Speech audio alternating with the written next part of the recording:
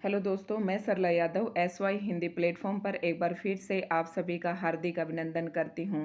और आज से हम शुरू करने जा रहे हैं आरोह भाग 1 का पद्य खंड। और इसी के अंतर्गत हमारी पहली ही कविता है, यानी कि पहले ही पद हैं किसके, हम पढ़ेंगे कबीरदास के पद।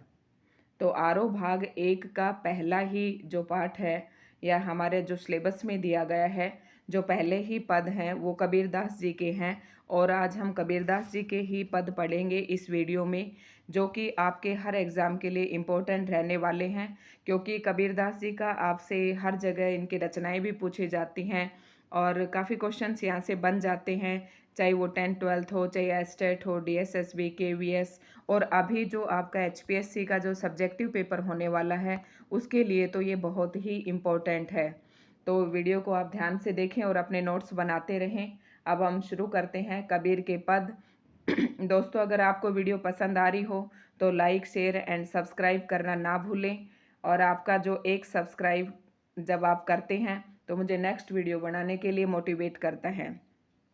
तो आज हम शुरू करते हैं कबीर के पद, जो कि हमारे आरोह भाग 1 पद्य खंड से लिया गया है। तो बारी बारी हम करते जाएंगे इस तरीके से। अगर हम अपने सिलेबस को देखें, HPSC के सिलेबस को देखें, तो हमारे पास कम से कम 10 कविताएं हैं पद्य खंड के अंदर जो हमें करनी है। तो उसी की शुरुआत आज हम कर रहे हैं। और पहले ही हम कविता, इसको कविता नहीं कह सकते, कबीरदास जी के लिखे हुए पद हैं। आज हम इस वीडियो में कबीर जी के पद पढ़ेंगे। और सबसे पहले हम कबीरदास जी का जीवन परिचय पढ़ेंगे, क्योंकि कबीरदास जी के बारे में तो कोई भी क्वेश्चन पूछ सकते हैं आपसे, चाहे वो जीवन परिचय हो, चाहे क्वेश्चन आंसर हो, चाहे आपका उसकी व्याख्या करनी हो। क्योंकि अभी जब HPSC का पेपर होगा तो कविता की कुछ 4-5 पंक्तियां देकर आपको व्याख्या करने के लिए भी कही जा सकती है। तो इस तरीके से ये वीडियो आज की बहुत ही महत्वपूर्ण है। तो हम पढ़ते जाते हैं। एक ही वीडियो में मैं आपको इस पद्य खंड से संबंधित जितने भी पर्सन्स बनने की संभावना पेपर में होगी वो सारे मैं इसी वीडियो में करवाने की कोशिश करूँगी। तो हम शुरू करते हैं कबीर के पद। तो कबीरदास जी की शुरुआत कर देते हैं। मैं कहता हो आँखिन देखी, तू कहता कागद की लेखी। ये बात किसने कही है? देखो, हम कबीरदास जी जो थे एक अनपढ़ थे, बिल्कुल फक्कड़ स्वभाव के थे, मस्तमौला स्वभाव के थे। ये अनपढ़ थे क्योंकि इन्होंने अपने रचनाओं में खुद कहा है कि मसी कागज छुआ नहीं, कलम हाथ गई नहीं। तो ये बात इन्होंने खुद स्वीकार की है। तो ये है कि इनकी जो रचनाएं थी इन्होंने खुद तो संकलित की नहीं, लेकिन बाद के इनके बाद जो इनके शिष्य हुए हैं उन्होंने इनके पदों का संकलन किया। तो ये किसने किया? जो अभी हम एक पंक्ति पढ़ रहे हैं, मैं कहता हो आँखन देखी, तू कहता कागद की लेखी। ये है कबीरदास जी द्वारा लिखी गई एक पंक्ति है और इसका संकलन किया है हजारी प्रसाद द्विवेदी जी ने और रचना का नाम है कबीर वाणी। तो कबीर वाणी जो संकलन किया है कबीर के दोहों का, ये बात उसी में कही है हजारी प्रसाद द्विवेदी जी ने, लेकिन ये पंक्ति है ये कबीरदास जी की है। तो ये बात आपको ध्यान रखना है। अब हम कबीरदास जी का जीवन परिचय हम जल्दी जल्दी देख लेते हैं। इनका जन्म जो है कबीरदास जी का, मैंने अपनी बहुत सी वीडियो पहले भी मैं डाल चुकी हूँ आरोह भाग 2 में, कि वहाँ से भी आपसे जीवन परिचय पूछ सकते हैं। या जीवन परिचय भी ना कहें तो उस कवि के बारे में कुछ भी लिखना हो तो आप इस जीवन परिचय को पढ़कर आसानी से आप लिख सकते हैं। तो पहले भी मैंने बताया कि आप जब जीवन परिचय लिखेंगे तो उसको कई पार्ट्स में आपको बांट लेना है। पहले मैं दोबारा तो नहीं बताना चाहती, लेकिन हो सकता है कोई बच्चा हमसे नया जुड़ा हो तो और वो ये पहली वीडियो देख रहा हो तो यहाँ पर उसे अगर कुछ समझ ना आए तो वो हमने जो पहले वीडियो डाल चुके हैं हम वहाँ से देख सकते हैं। ठीक है, हम ज़्यादातर बातें पीछे की वीडियो में कर चुके हैं। तो यहाँ मैं सीधा अपने पदों से यहाँ पर शुरुआत करूँगी। फिर भी एक बार बता देती हूँ कि हम यहाँ पर पार्ट्स में बांट कर लिखेंगे, पॉइंट्स में लिखेंगे। पहला हमारा पॉइंट होगा जीवन परिचय, जिसके अंदर हम इनके जन्म, मृत्यु, शिक्षा, दीक्षा, माता पिता, घर परिवार, इन पारितोषिक, पुरस्कार जो कुछ भी मिले हैं वो सब हम इसके अंदर डालेंगे। उसके बाद जो दूसरा पॉइंट है हमारा होता है इनकी रचनाएं। रचनाएं के अंदर जैसे अब कबीर ने तो पद ही लिखे हैं, आगे चलकर हम किसी और कवि की भी अगर रचनाएं पढ़ेंगे तो किसी की कहानी भी हो सकती है, किसी के उपन्यास भी हो सकता है, तो उनके हम आगे सब पार्ट्स में बांट लेंगे। तो ये रचनाएं होगी। जब तीसरा जो पॉइंट हम बनाएंगे जीवन परिचय, उसके बाद नंबर 2 पे रचनाएं और नंबर 3 पर आता है उनके साहित्यिक विशेषताएं। तो आपका क्वेश्चन इस तरीके से भी बन सकता है कि कबीरदास जी का जीवन परिचय बताते हुए उनके साहित्यिक विशेषताओं पर प्रकाश डालिए। तो जो तीसरा पॉइंट है आपका बन जाएगा साहित्यिक विशेषताएं। और साहित्यिक विशेषताएं क्या होती है, उसमें हमें ये बताना होता है कि जिसमें उसने अपनी कलम चलाई है कवि ने, उसकी क्या विशेषताएं हैं, क्या कुछ उन्होंने लिखा है। तो ये हम सब साहित्यिक विशेषताओं के अंतर्गत देखेंगे। और नंबर 4 की अगर बात करूँ तो आपकी आ जाती है भाषा शैली। तो वो हमें कवि की भाषा के बारे में बताना होता है कि उन्होंने किस तरीके की भाषा का प्रयोग किया, किस तरीके के शब्दों का प्रयोग किया, अलंकार और मुहावरों का प्रयोग किया या नहीं किया, और कौन सा अलंकार प्रयोग किया गया। इस तरीके की हम सारी बातें भाषा शैली के अंतर्गत पढ़ते हैं। तो मैंने इसलिए बता दिया कि हो सकता है कोई न्यू स्टूडेंट हमारी आज ही पहली बार वीडियो देख रहा हो, इसे थोड़ा सा टाइम ज़्यादा लगता है। तो देख लेते हैं। कबीरदास जी का जो जन्म है सन 1398 ईस्वी में वाराणसी में हुआ। वाराणसी के पास लहर तारा उत्तर प्रदेश में हुआ। अब इस लाइन को मैं आपको थोड़ा सा खोल के बताती हूँ कि कबीरदास जी का जो जन्म है 1398 में वाराणसी में हुआ। और ऐसा कहा जाता है जनश्रुतियों के अनुसार कि ये जो थे, इन्होंने कबीरदास जी ने एक विधवा ब्राह्मणी के गर्भ से पेट से जन्म लिया था। और उन्होंने समाज के डर के मारे इनको लहर तारा नामक तालाब के अंदर बहा दिया था। और फिर ये मिल जाते हैं, नीरू और नीमा नामक जुल्हाई को मिल जाते हैं। वो दोनों दंपत्ति होती हैं वो, और वही इनका पालन पोषण करते हैं। तो लहर तारा नामक तालाब में इनको छोड़ दिया जाता है। फिर नीरू और नीमा नामक जुल्हाई दंपत्ति को ये मिल जाते हैं और वही इनका पालन पोषण करते हैं। आगे चल के जो इनकी पत्नी का नाम था वो लोई था, हो सकता है वो इसमें आगे आ जाए, मैं वहाँ आपको बताऊंगी। तो ये लाइन आपको ऐसे लिखनी है कि कबीरदास जी का जन्म 1398 ईस्वी में वाराणसी में हुआ। तो जनश्रुतियों के अनुसार ऐसा कहा जाता है कि इन्होंने विधवा ब्राह्मणी के पेट से जन्म लिया, और जो इनको एक लहर तारा नामक सरोवर में छोड़कर चली गई थी उसके पास। इनकी अब देख लेते हैं प्रमुख रचनाएं। लिखना कैसे है वो मैं आपको पहले ही बता चुकी हूँ। इनकी प्रमुख रचनाएं, अब जब ये खुद पढ़े लिखे नहीं थे तो इनकी रचनाओं का संकलन इनके शिष्यों ने किया। तो इनकी रचनाएं जो हैं बीजक में, प्रमुख रचना है इनकी बीजक। और बीजक में किस किस का संकलन है? साखी, शबद और रमणी। इनकी जो एक ही रचना है ये जो प्रामाणिक है, कौन सी? बीजक एक ही रचना है जो प्रामाणिक है। और इसमें क्या क्या है? साखी हैं। साखी किसको कहते हैं? जो इन्होंने दोहों के रूप में लिखी, जो पद इन्होंने दोहों के रूप में लिखे उन्हें साखी कहते हैं। और जो शब्द हैं, जो हम इनके गेय पद थे जो गाए जाते थे, उनको शब्द कहा गया। एवं रमणी, इनकी बीजक में 3 तरह के पद मिले हैं, साखी, शब्द और रमणी संकलित हैं। तो ये इनकी रचना हो जाएगी। मृत्यु है, और हो सकता है कईयों को, कई विद्यार्थियों को जिनने तैयारी कर रखी है उनको पता भी हो कि इनकी रचनाओं को और किस किस ने संकलन किया है। और जैसे कि अभी हजारी प्रसाद द्विवेदी जी ने किया, कबीर वाणी के नाम से इनकी रचनाओं का संकलन किया। और एक इनकी कबीर ग्रंथावली भी है। और इस तरीके से इनकी कई सारी रचनाएं हैं जिन्होंने इनकी रचनाओं का संकलन किया। अब बात करते हैं इनकी मृत्यु की। तो सन 1518 ईस्वी में बस्ती के निकट मगहर में इनकी मृत्यु हुई। तो जन्म आपको पता चल गया, मृत्यु पता चल गया। 1398 में इनका जन्म हुआ और 1518 में इनकी मृत्यु हो जाती है, यानी कि 120 वर्ष की उम्र में इन्होंने इस संसार को अलविदा कहा। अब है कबीर भक्ति काल की निर्गुण। अब आपको सबको पता है कि कबीर का जिक्र कहाँ आता है? आदि, अब जब हम हिंदी साहित्य को आदि काल और नंबर 1, नंबर 2 पे है भक्ति काल, नंबर 3 पे आता है हमारा रीति काल, और नंबर 4 पर आता है हमारा आधुनिक काल। तो किसके अंतर्गत आते हैं? कबीरदास भक्ति काल के अंतर्गत आते हैं। तो भक्ति काल के अंदर भी कौन सी काव्य धारा के अंदर आते हैं? भक्ति काल को 4 प्रकार की काव्य धारा में बांटा हुआ है। 2 प्रकार की, सगुण और निर्गुण। तो जो कबीरदास हैं वो निर्गुण काव्य धारा के अंतर्गत आते हैं। तो कबीर भक्ति काल की निर्गुण काव्य धारा, यानी कि निर्गुण काव्य धारा को और क्या कहते हैं? ज्ञानाश्री शाखा के प्रतिनिधि कवि हैं। वे अपनी बात को साफ एवं दो टूक शब्दों में प्रभावी ढंग से कह देने के हिमायती थे। देखो, इनके बारे में कहा जाता है कि उस समय जो शासन व्यवस्था थी और जो राजा वगैरह थे, इन्होंने किसी का भी दबाव महसूस नहीं किया और अपनी बात को दो टूक यानी कि साफ और सीधे शब्दों में इन्होंने अपनी बात कही। बन पड़े तो सीधे सीधे, नहीं तो दरेरा देकर। देखो, अगर बात इन्होंने सीधे सीधे कही, नहीं तो इन्होंने अपनी बात को जो ये कहना चाहते थे वो बात इन्होंने कही सीधे सीधे, नहीं तो दरेरा देकर, मतलब जो भी घुमा फिरा कर या दबाव देकर जो भी कही, इन्होंने अपनी बात को रखा। इसीलिए कबीरदास जी ने इनको वाणी का डिक्टेटर कहा है।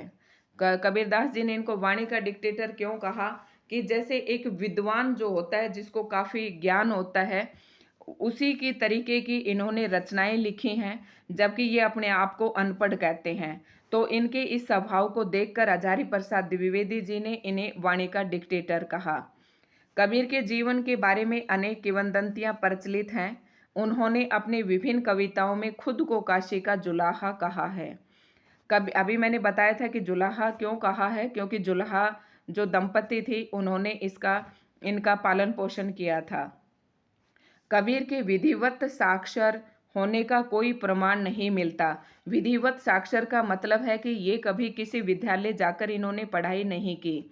मसी कागज छुयो नहीं, कलम गही नहीं हाथ, जैसी कबीर की पंक्तियां भी इसका प्रमाण देती हैं। उन्होंने देशाटन और सत्संग से ज्ञान प्राप्त किया। अब देखो, ये अनपढ़ थे तो फिर इनके पास ज्ञान कहाँ से आया? तो इन्होंने ज्ञान सीखा देशाटन, मतलब देश देश घूमकर, यात्राएं कर कर, इधर उधर, और सत्संग से इन्होंने अपना ज्ञान प्राप्त किया। किताबी ज्ञान के स्थान पर आंखों देखे सत्य और अनुभव को प्रमुखता दी। देखो, जब ये अनपढ़ थे तो किताबें तो पढ़ने का कोई सवाल ही नहीं है। इन्होंने उस समय जो समाज के अंदर देखा, आंखों देखा, उसी सत्य को अनुभव किया और अपनी रचनाएं लिख डाली।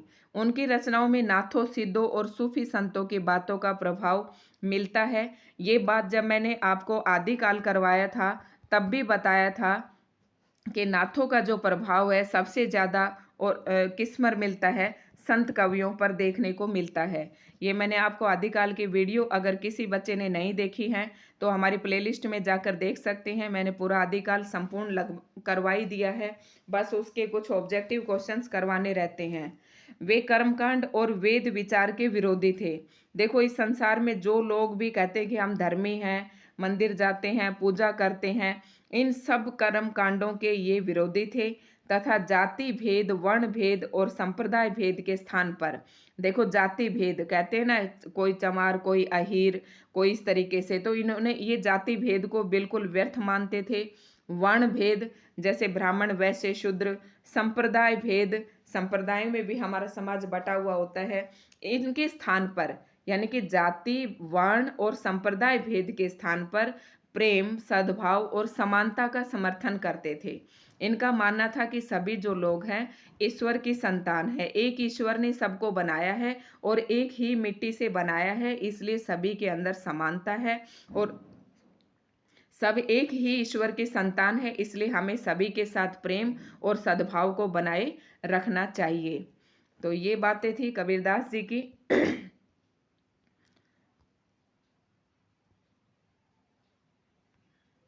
यहाँ प्रस्तुत पहले पद में कबीर ने, यहाँ प्रस्तुत पहले पद, प्रस्तुत पद का मतलब कि अभी हम जो नीचे इनके पद पढ़ेंगे उनकी बात हो रही है। या प्रस्तुत पहले पद में कबीर ने परमात्मा को सृष्टि के कण कण में देखा है।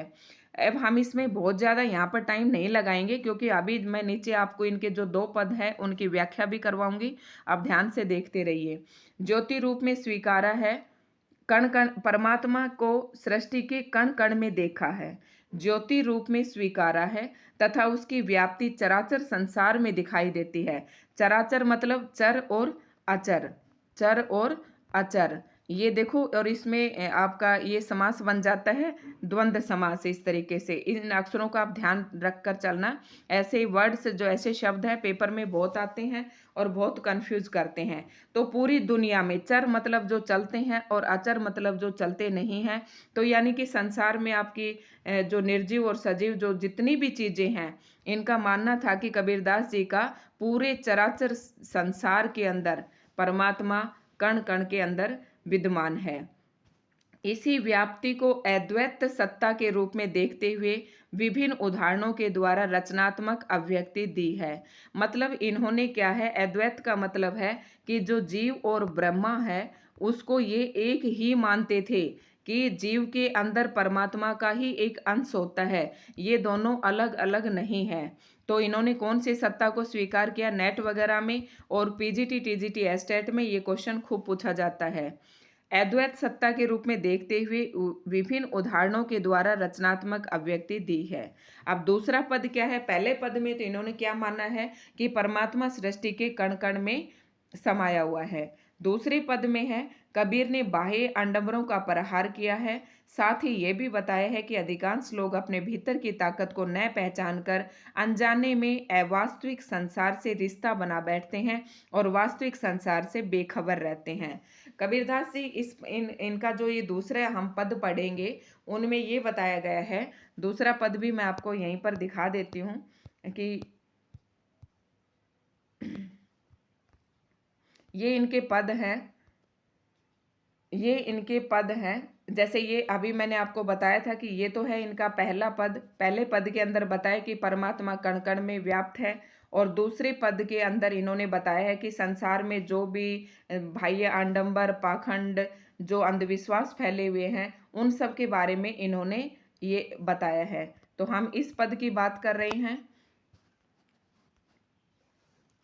दूसरे पद में कबीर ने बाह्य आडंबरों पर प्रहार किया है, साथ ही में यह भी बताया कि अधिकांश लोग अपने भीतर को न पहचान कर, कहते हैं कि लोग अपने आप को नहीं पहचानते, क्या करते हैं कि संसार में जो कुछ भी देखते हैं उसी का अनुसरण करते हैं। दोनों पद जयदेव सिंह और वासुदेव सिंह द्वारा संकलित संपादित कबीर वाङ्मय खंड 2 शब्द से लिए गए हैं। कहाँ पर लिए गए, ये लिखे तो किसके द्वारा गए हैं किसके द्वारा लिखे गए हैं, कबीरदास जी के द्वारा, लेकिन इनका संकलन किसने किया है, दोनों पद जयदेव सिंह और वासुदेव सिंह द्वारा इन्होंने संकलित किया और संपादित भी किया। किसको, कबीरदास जी की रचनाओं को किस नाम से किया, कबीर वाङ्मय खंड 2, इसमें इनके शब्द से लिए गए हैं। तो ये दोनों ही पद अब हम यहाँ पढ़ेंगे बारी बारी करके, आप देखते रहिए। हम इनके सरलार्थ भी आपके साथ शेयर करेंगे। कबीरदास जी के 2 पद हैं हमारे सामने। तो पहला पद है, हम तो एक एक करे जाना। कबीरदास जी कहते हैं कि हम तो केवल परमात्मा के एक ही स्वरूप को जानते हैं, यानी कि भगवान, हम तो एक ही भगवान को मानते हैं और इस पूरे संसार में हमें तो एक ही भगवान दिखाई देता है। ये बात कबीरदास जी कहते हैं। दोए कही तिन्हीं को दो जग, जिन नाहिन पहचाना। अब इन पंक्तियों में कबीरदास जी कहते हैं कि जिन्होंने भगवान को नहीं पहचाना है, अर्थात जो परमात्मा के बारे में नहीं जानते हैं, वही लोग इस भगवान के दो होने की बात करते हैं। और कबीरदास जी कहते हैं कि जिन्होंने भगवान को पहचान लिया, परमात्मा से जिसका साक्षात्कार हो गया, और जिन्होंने भगवान को अच्छे से जान लिया है, वो लोग कभी भी परमात्मा के दो होने की बात नहीं करते। और परमात्मा को वो लोग जिन्होंने भगवान को पहचान लिया, वो इस संसार को नरक बताते हैं। जिन्होंने भगवान, दो जग होता है नरक, कि जिसने इस संसार को, जिसने भगवान को पहचान लिया, जिसने परमात्मा के बारे में जान लिया, वो इस संसार को क्या मानता है, नरक मानता है। और दो ही कहे, परमात्मा के दो होने की बात कौन करता है, जो इस संसार को नहीं जानता। अब इस पद में कबीरदास जी ने कहा है कि पहली लाइन में देखिए, हम तो एक एक करी जाना, कि हम तो मतलब एक ही ईश्वर को जानते हैं। अब एक ही ईश्वर के बारे में इन्होंने क्या तर्क दिए हैं, किन अपने तर्क की पुष्टि की है और क्या कहकर की है, एक है पवन, एक ही पानी, एक है ज्योति समाना। कह रहे कि इस पूरी दुनिया में एक ही पवन बहती है, एक ही पानी है और एक ही समान प्रकाश इस दुनिया में फैला हुआ है।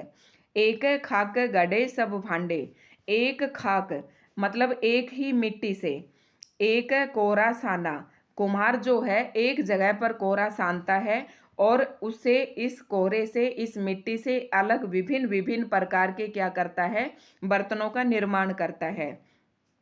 जैसे बाडी काष्ठ की काटे अग्नि न काटे कोई। अब कबीरदास जी कहते हैं कि परमात्मा हर एक इंसान के अंदर, हर एक जीव के अंदर उसी प्रकार से समाया हुआ है जिस प्रकार से लकड़ी के अंदर अग्नि का गुण विद्यमान है।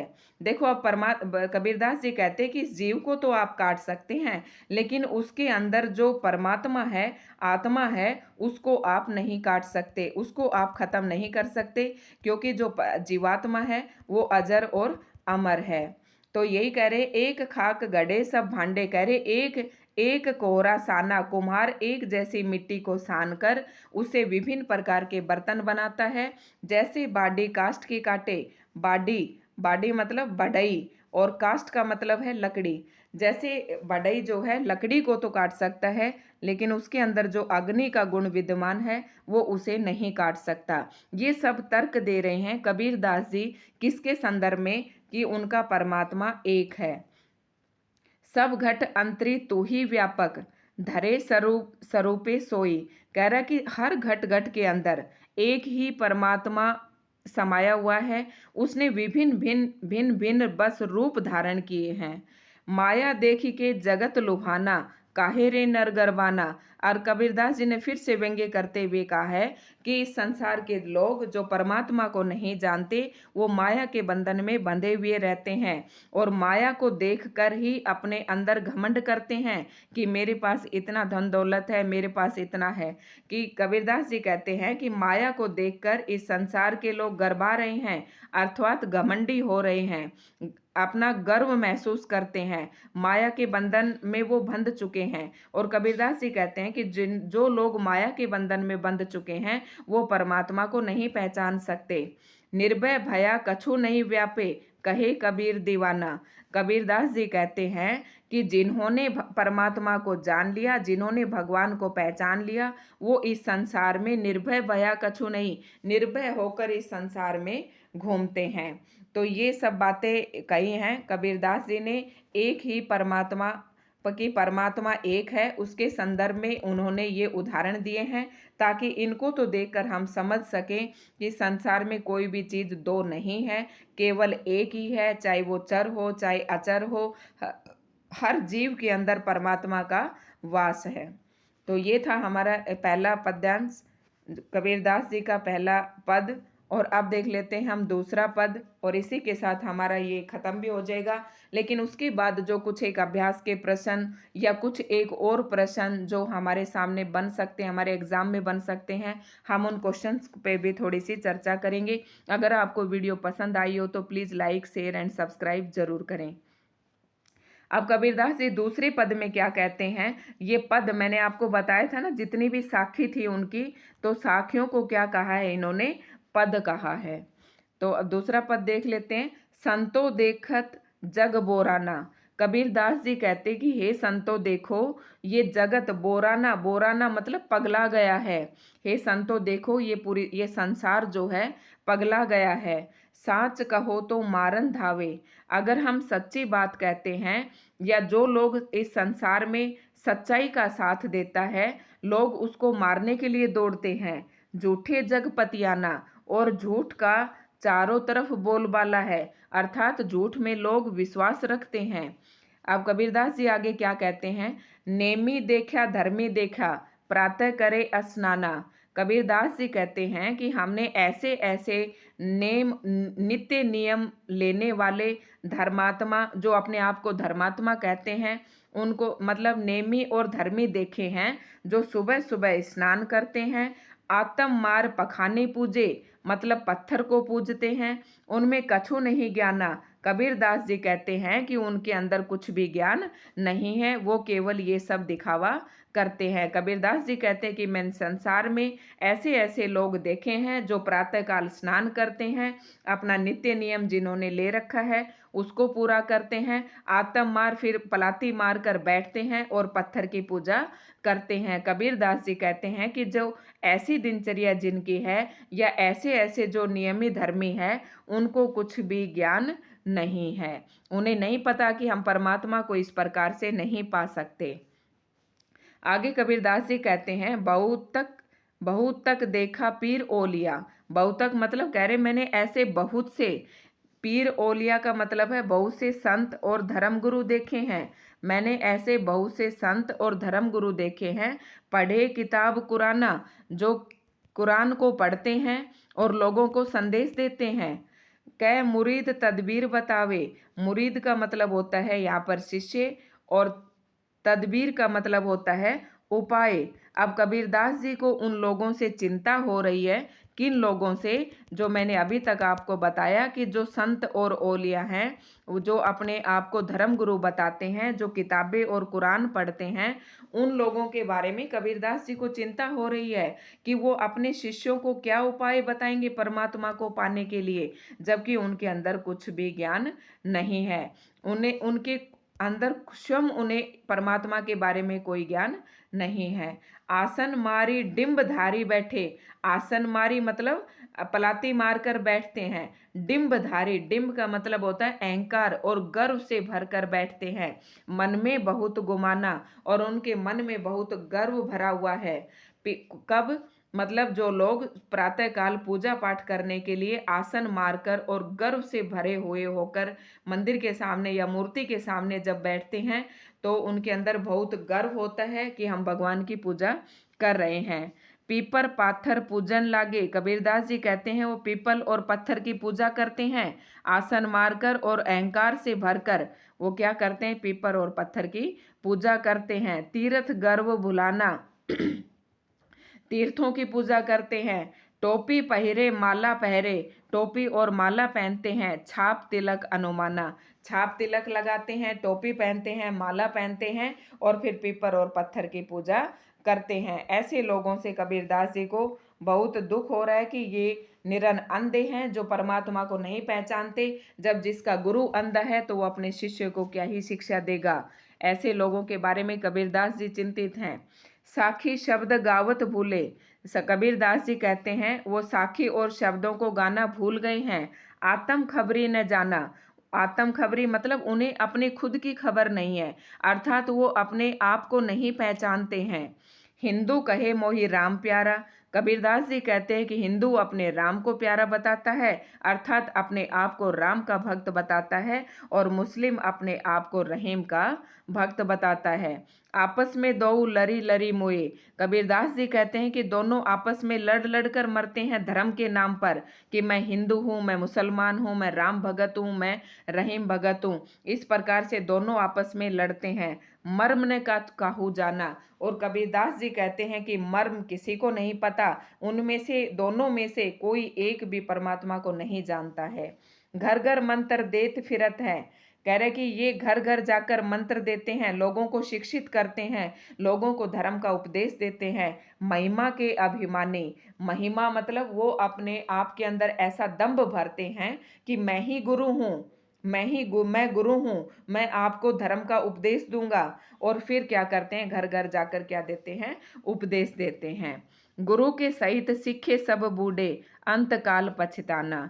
अब कबीरदास जी कहते हैं कि ऐसे गुरु और शिष्य, ऐसे गुरु के जो शिष्य हैं, जब वो बड़े होंगे और समय निकल जाएगा, तब वो एक दिन जरूर पछताएंगे। कहे कबीर सुनो संतो, कबीरदास जी कहते हैं हे संतो सुनो, ई सब मर्म भुलाना, केतिक कहो कहा नहीं माने, सहज सहज समाना।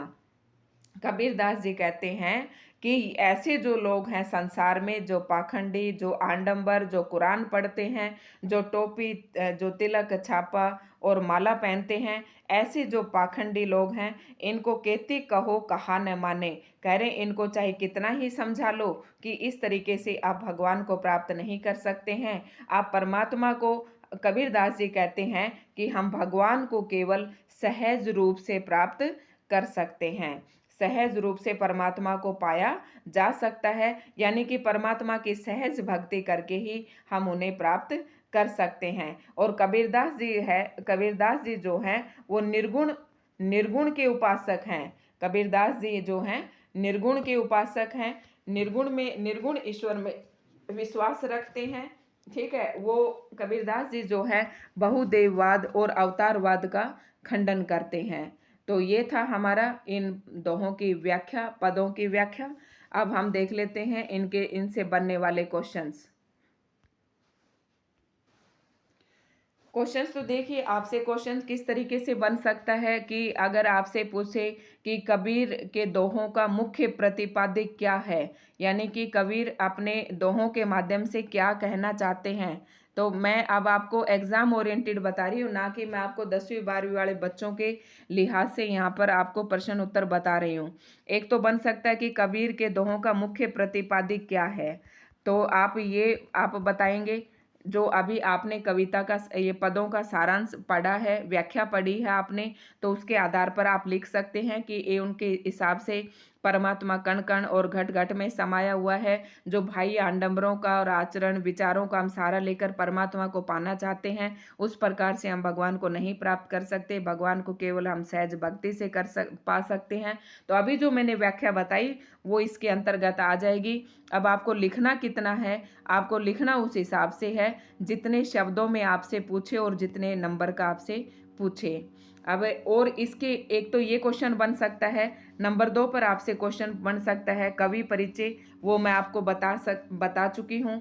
कवि परिचय के अंदर मैंने आपको इसकी साहित्यिक विशेषताएं नहीं बताई, वो बता देती हूँ। साहित्यिक विशेषताओं में आपको एक चीज़ और लिखनी है कि इन्होंने गुरु की महिमा बताई है, निर्गुण ईश्वर में विश्वास रखते थे, एक अच्छे समाज सुधारक भी थे। तो और इनकी जो भक्ति भावना है वो किस प्रकार की है, इनके काव्य में जो है रहस्यवाद भी है। तो ये सारे आप जो है पॉइंट्स बनाकर इनकी साहित्यिक विशेषताएं बता सकते हैं। भाषा शैली मैंने ये वहाँ उधर रह गया था, थोड़ा सा उसमें नहीं था, मुझे बताना था। भाषा शैली जो है वो भाषा इनकी जो है, क्योंकि ये अनपढ़ थे और सत्संग से ज्ञान प्राप्त करते थे, तो स्वाभाविक सी बात है कि इनकी भाषा में अलग अलग प्रकार के शब्दों का मिश्रण मिलेगा। दोहा चौपाई और पद का प्रयोग इन्होंने किया है। तो ये सब मैं बता दिए हैं कि इस तरीके से आपका क्वेश्चन बन सकता है। एक बार अब यहाँ से भी देख ले, हो सकता है कोई 8+2 में प्रश्न को तोड़कर, मैं HPSC सब्जेक्टिव पेपर की बात कर रही हूँ यहाँ पर, उसमें आपका 8 और 2 में तोड़ दे, तो 8 में आपको कविता का मुख्य प्रतिपाद्य पूछ ले और 2 नंबर में इनमें से कोई क्वेश्चन डाल दे, तो इस तरीके से भी आपसे पूछ सकते हैं। तो देख लेते हैं एक बार कबीर की दृष्टि में ईश्वर एक है, इसके समर्थन में उन्होंने क्या क्या तर्क दिए हैं। कबीर की दृष्टि में ईश्वर एक है, इसके समर्थन में आपने अभी पढ़ा हमने कि 3 तर्क दिए हैं। एक पानी है, एक ही वायु है, और एक वायु है, एक पानी है और एक ही ज्योति है। ये तर्क देकर कहा है इन्होंने कि एक ही परमात्मा है। तो इस क्वेश्चन का आंसर हो जाएगा। डिटेल में अगर आप लिखना चाहो तो मैंने अभी आपको व्याख्या करवाई थी, वहाँ से आप कुछ और शब्दों को अपने पास से इसको थोड़ा सा विस्तार रूप दे सकते हैं। मानव शरीर का निर्माण किन 5 तत्वों से हुआ, ये आपको सबको पता है, आकाश, धरती, जल, वायु और अग्नि। और तीसरा क्वेश्चन है, जैसे बाडी काष्ठ की काटे अग्नि न काटे कोई, सब घट अंतरी तू ही व्यापक धरे स्वरूपे सोई। इसके आधार पर बताए कि कबीर की दृष्टि में ईश्वर का क्या स्वरूप है। ईश्वर का ये स्वरूप है कि इन पंक्तियों के माध्यम से कवि ये कहना चाहता है कि लकड़ी को हम काट सकते हैं, लेकिन उसके अंदर जो अग्नि का गुण है उसे नहीं काट सकते, क्योंकि अगर जीव है, हर जीव के अंदर परमात्मा का वास है। अगर हम जीव को मार देते हैं, जीव को अगर कोई नुकसान पहुंचाते हैं, तो परमात्मा को भी दुख पहुंचता है, क्योंकि उसके अंदर एक आत्मा है जो अजर और अमर है, जो कभी भी नहीं मरती है। और सब घट तू ही अंतर, सब कहते कि हर घट घट के अंदर उस परमपिता परमात्मा कण कण में समाया हुआ है। कबीर ने अपने आप को दीवाना क्यों कहा है? कबीर ने अपने आप को दीवाना इसलिए कहा है क्योंकि इन्होंने परमात्मा को पहचान लिया है, परमात्मा से इनका साक्षात्कार हो गया है। ये जानते हैं कि भगवान कहाँ पर हैं और किस प्रकार से हम भगवान को पा सकते हैं। इसलिए कबीर ने कहा है, कबीर को दीवाना कहा गया है, क्योंकि कबीरदास जी हैं जो वो बिल्कुल निडर हैं, किसी से नहीं डरते, और जो अपनी बात कहनी है वो बिल्कुल साफ सीधे शब्दों में कहते हैं। ना ही उनके पास माया का कोई, देखो क्या कबीर, क्वेश्चन को एक बार फिर से देखो क्या क्या लिखना है हमें। कबीर इनके आधार पर, कबीर ने अपने को दीवाना क्यों कहा है? कबीर ने अपने आप को दीवाना क्यों कहा है? क्योंकि एक तो ये माया से मुक्त हैं, माया से लिप्त नहीं है, ठीक है। और इसलिए इनको किसी भी प्रकार का माया नहीं है, तो इनको किसी भी प्रकार का डर या किसी भी प्रकार के बंधनों का इनको कोई डर नहीं है। ठीक है। और ये क्या है, जैसे दीवाने को हर जगह अपना प्रेम ही दिखाई देता है, उसी प्रकार से चर और अचर हर प्रकार की वस्तुओं में कबीरदास जी को परमात्मा ही दिखाई देता है। और नेक्स्ट क्वेश्चन है हमारा, कबीर ने ऐसा क्यों कहा कि संसार बोरा गया है?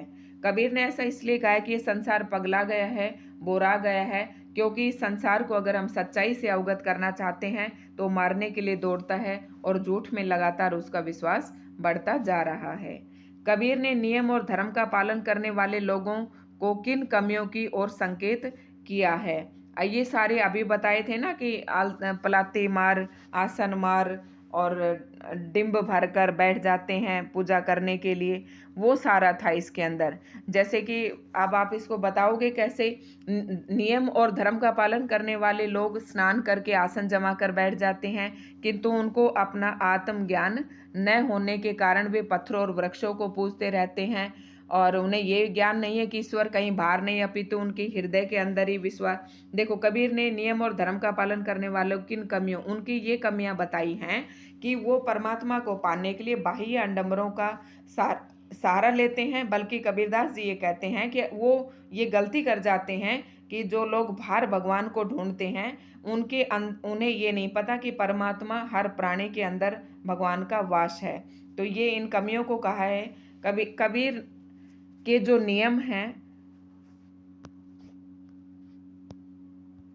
क्वेश्चन था सॉरी, ये कबीर ने नियम और धर्म का पालन करने वाले लोगों की एक कमी तो ये बताई है कि वो परमात्मा को अपने आप को पहचानने की जरूरत ही महसूस नहीं करते, अर्थात वो अपने आप को नहीं पहचानते।